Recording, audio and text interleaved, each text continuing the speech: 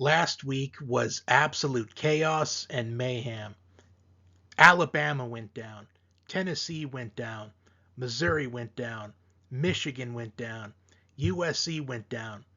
Nearly half of the top 11 upset last week, even though Missouri and Michigan were underdogs in those games. From a rankings perspective, it was an upset. And Miami was very close to being upset as well. But for the second week in a row, Miami avoids the upset and there is controversy behind it. And if week 6 was absolute chaos and mayhem, what will week 7 provide for us?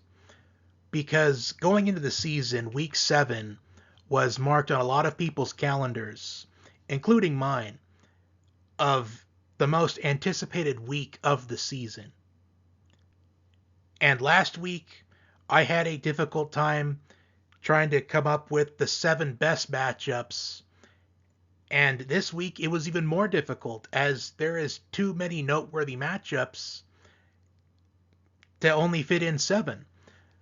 I usually wait until the end of the video to say this, but if there is a matchup that I do not have on my docket this week, and you would like my opinion on, please leave it in the comment section, and I will give you a response. The 7 games on the docket this week: Florida and Tennessee, Iowa State and West Virginia, Kansas State and Colorado, Penn State and USC, Texas and Oklahoma, Ole Miss and LSU, and closing things out with the game of the week, number 2 Ohio State and number 3 Oregon. Without further ado, let's get into the week 7 college football predictions. Game 1 on the docket this week: Florida and number 8 Tennessee. Tennessee looks to respond after being upset on the road by Arkansas last week, where Tennessee's high-octane offense was held to just 14 points on the night, and they go up against a Florida team that has been one of the running jokes of the college football season. But despite that, Florida is on a 2-game winning streak. And I know some people may say, well, it's just against Mississippi State and UCF. However, when you're in the position that Florida has been in the entire season, you will take any win you can get, no matter who it's against and how you do it. As long as you get the win, that is all that matters. And Graham Mertz, in the last 2 games, he's been very efficient. 38 for 44, 380 yards, 4 touchdown passes, and 0 interceptions. As that has been a problem for Graham Mertz throughout his entire career, is turnovers. And he hasn't had any turnovers in the last 2 weeks. And if Graham Mertz, if he can continue to play clean football, then I think Florida has a chance of not only making this game close, but from pulling off an upset. Despite Tennessee being held to 14 points last week, they're still 4th in scoring offense, scoring an average of 46 points per game. They are still 5th in total offense, averaging 519 yards per game. And Tennessee, they are 2nd in run defense. So that really does take away an equalizer for Florida, is to run the football efficiently. Given that Tennessee's run defense is one of the best in the FBS. As Dylan Sampson, he is 2nd in the SEC in rushing yards for Tennessee. Florida is 101st in run defense.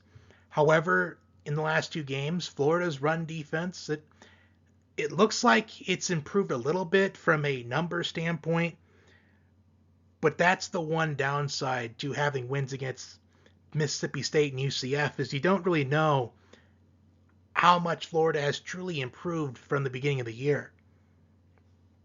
If this game was in the Swamp, I would be willing to risk calling for the upset. But since this is in Neyland Stadium, I'm going to pick Tennessee to win the game. However, I will say this: I am wondering how much DJ Lagway is going to play in this game. Because I do think the more DJ Lagway is in this game, the better of a chance Florida has to win this game. But I'm going to pick Tennessee to respond and rebound from last week. I just think the Vols win by at least a couple of scores. However, Florida, they have really been a kryptonite for Tennessee in years past. But I don't think that's the case this season. Up next, number 11 Iowa State and West Virginia. Iowa State, one of several teams who have flown under the radar in this first half of the college football season. And they go on the road to Morgantown to take on who I feel like is a very underrated West Virginia team.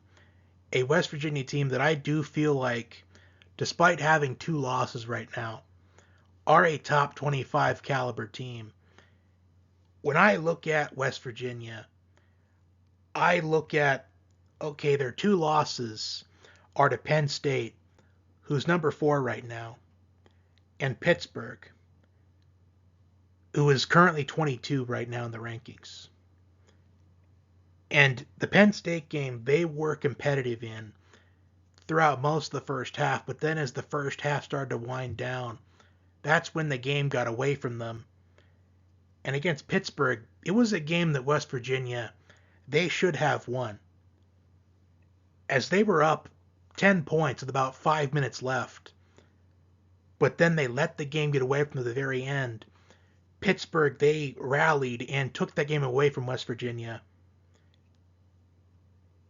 And Iowa State, they may be 6th in scoring defense right now, only giving up an average of 10 points per game.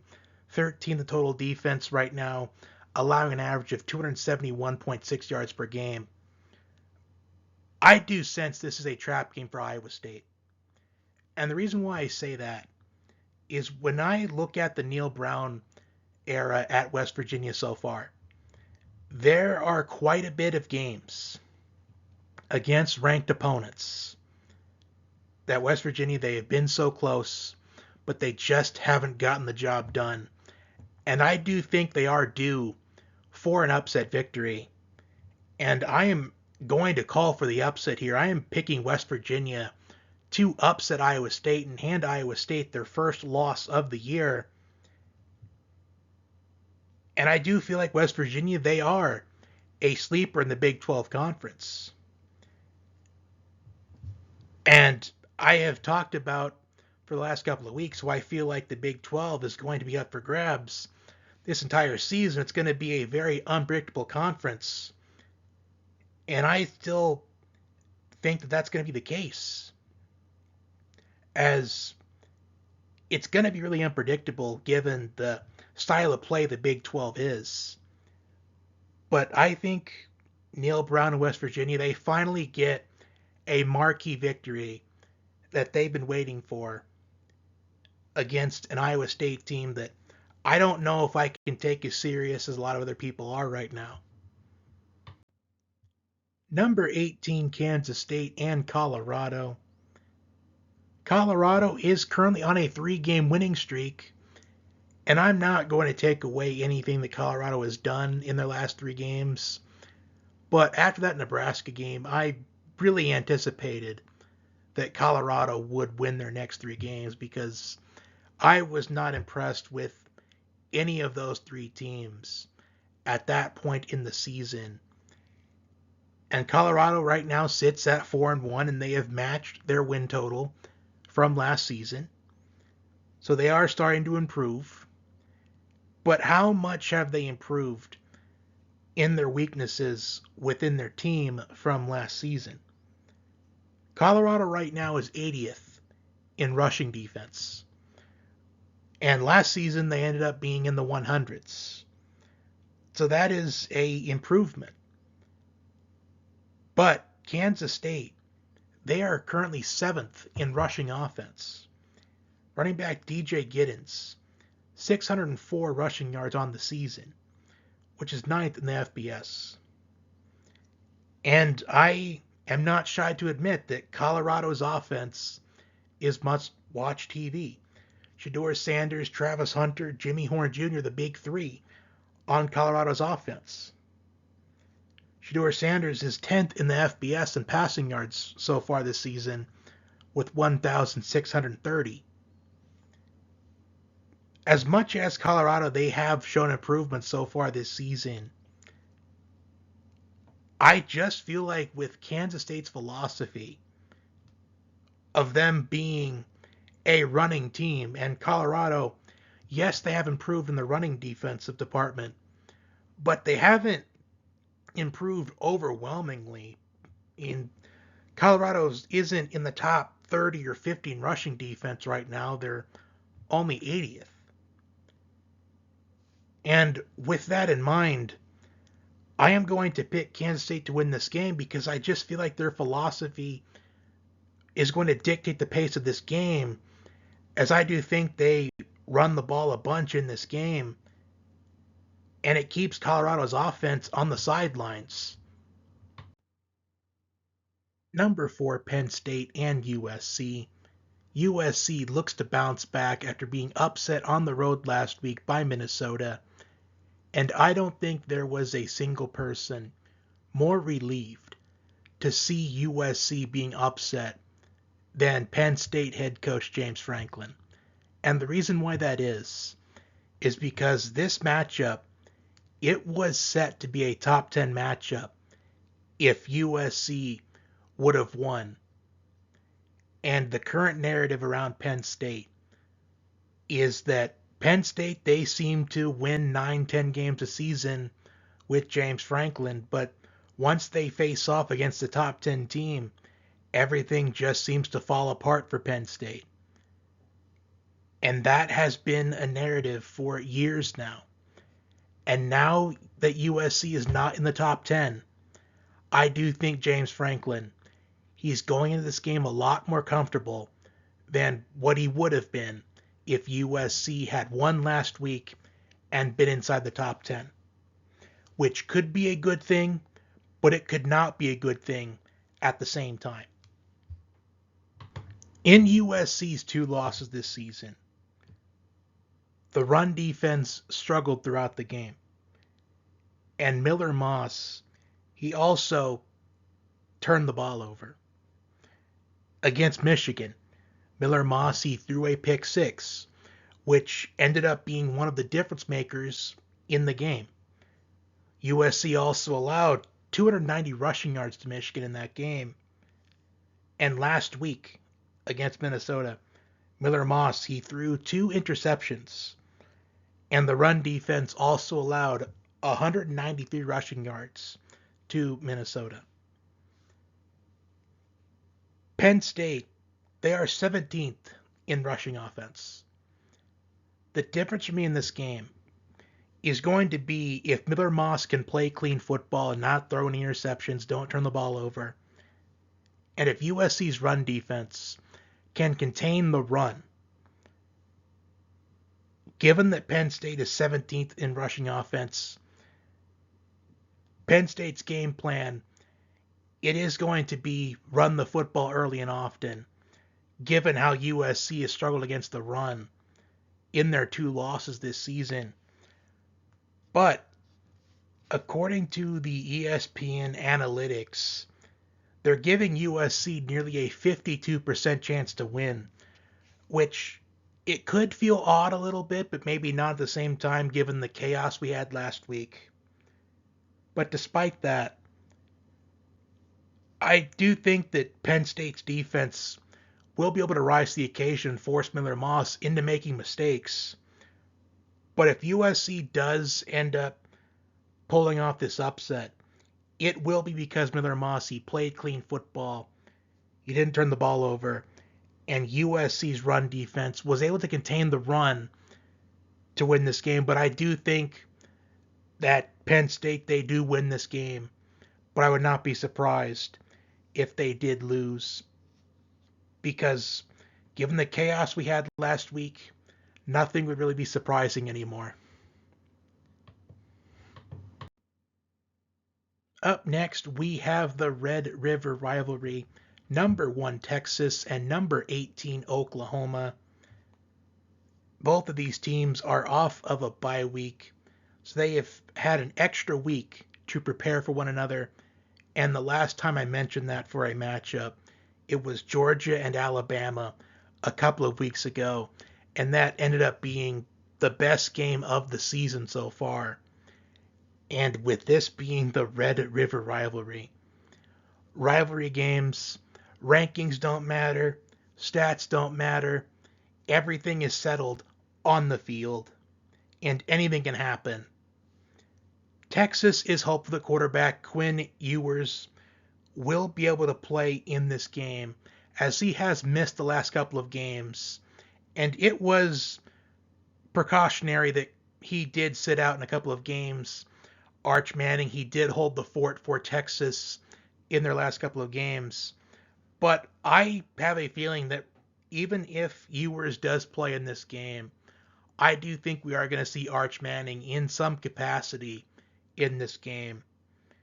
And Oklahoma, they are 18th right now in the rankings, but that doesn't really mean anything, as when I look at Oklahoma in the last couple of games, they did what they could against Tennessee, and they were off an emotional victory against Auburn the week prior. Going into the bye weeks, they at least have some momentum for that. And I do feel like that this has the potential of being a wire-to-wire game like it was last season. But I don't think that's the case. I do think Texas, they do win this game, even though I would not be surprised that if Quinn Ewers does indeed start in this game, if he did struggle early on, given that it has been a few weeks since he has last taken snaps in a game.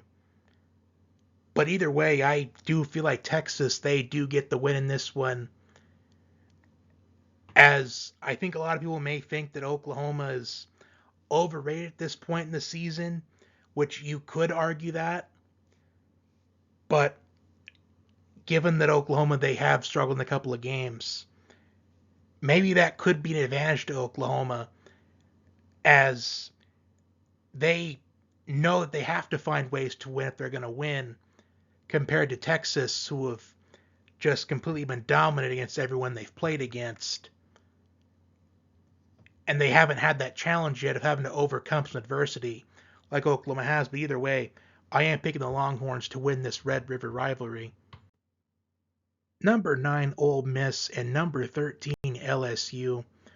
Ole Miss picked up a much-needed 27-3 victory on the road against South Carolina last week. The week prior, they were upset by Kentucky at home.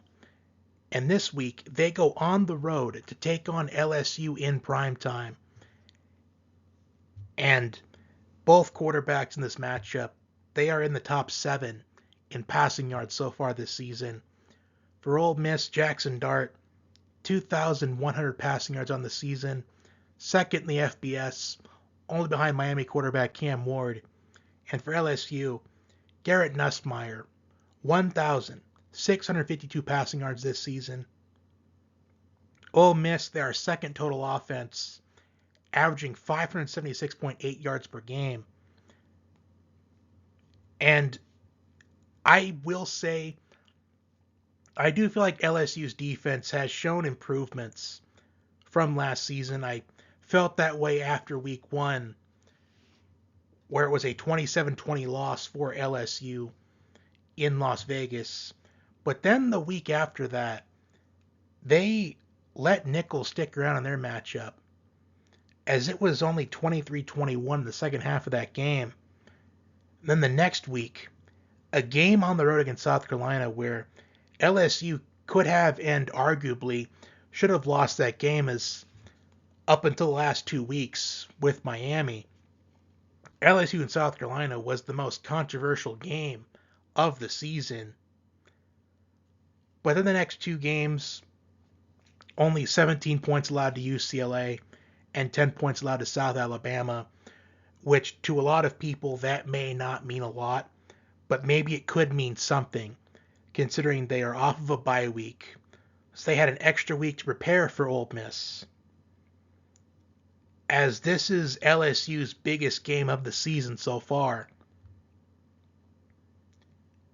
And I do feel like that this will be a high-scoring game. I feel like despite Ole Miss, in my opinion, having a much better defense than LSU, and Harold Perkins is out for the season for LSU, and that is a huge detriment to LSU's defense. I still think this game will be high-scoring, just like last season. And in LSU's last game against South Alabama, Caden Durham, he had 128 rushing yards on 7 carries. And I bring that up because Ole Miss, they have the best run defense in the country, only allowing an average of 63.7 yards per game.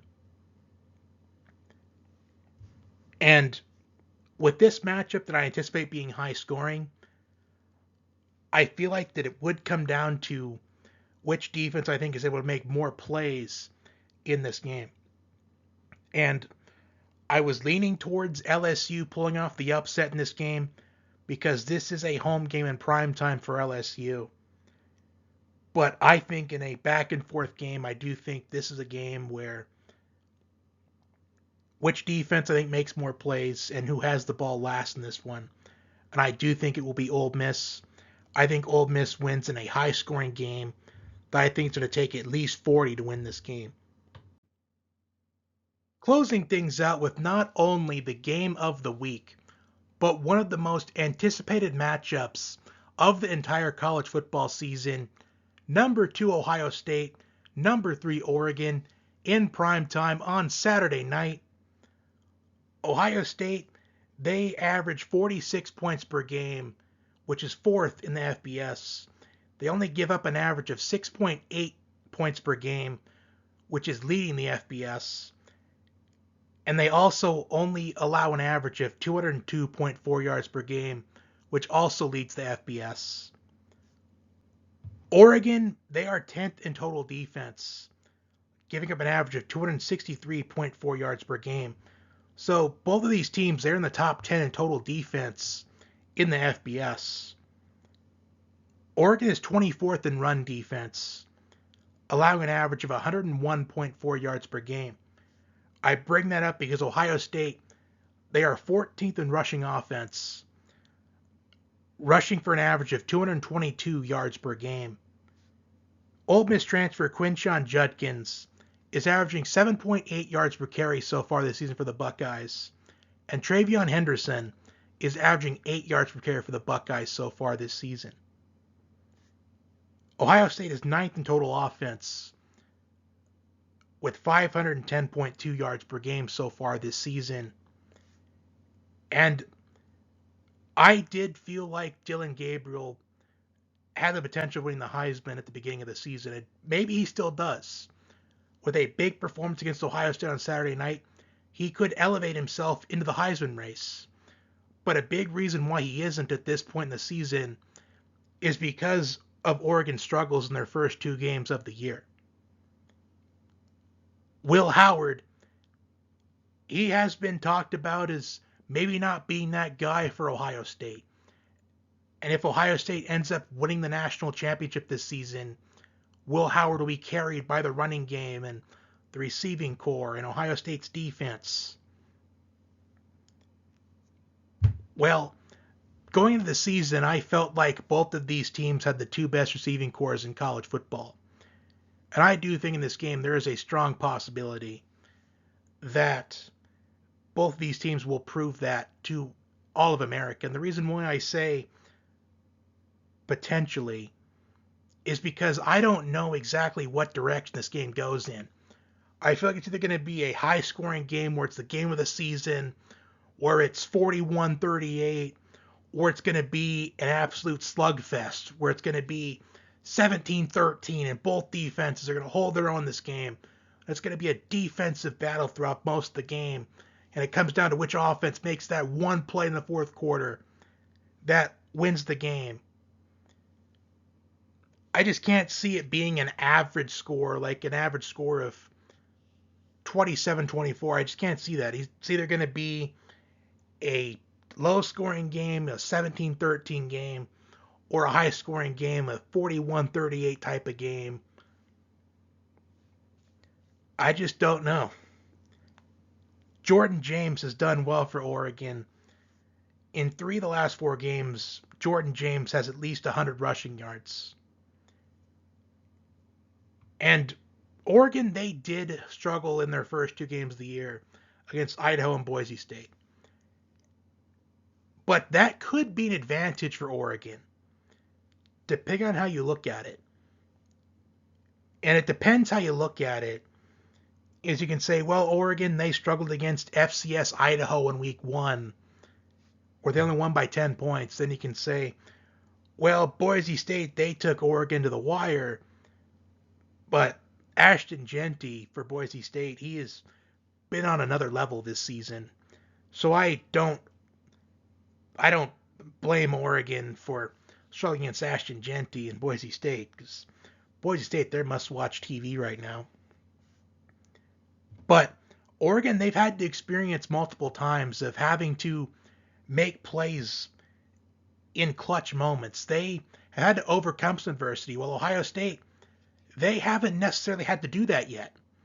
Yes, they may have gotten off to slow starts a little bit against Akron and Marshall, but Ohio State, they were still dominant in those games. Despite a bit of a slow start, they didn't have to find ways to win in the fourth quarter like Oregon has so far this season, which I think could favor Oregon. But at the end of the day, I do think Ohio State wins a very close game. Again, I don't know if it's going to be a defensive game where both defenses hold their own nearly all night long, and it comes down to which offense makes that one play in the fourth quarter, or it's going to be a high-scoring game. Last team to have the ball wins this game. I do think Ohio State wins in a game that goes either way. I am picking Ohio State, and that will do it for my Week 7 college football predictions. Again, if there is a game that I did not predict this week that you would like my opinion on, please leave in the comments section. I will give you a response. And I do want to thank everybody for tuning in, not only today, but also last week. Last week, it was an unbelievable turnout. I was surprised that the video last week got as many views as it got. I really did think it was going to be an off week for some people because there wasn't a lot of good matchups last week. But this is the most anticipated week of the season so far, and I can't wait to see it all go down. Enjoy the games this week for those that don't tune in for the NFL predictions. For those that do tune in for the NFL predictions, that will be up tomorrow afternoon or in the early evening. And I'm hoping I can at least do better with the NFL picks as the season goes along. But enjoy your college football Saturday, and I hope to see you all back next week.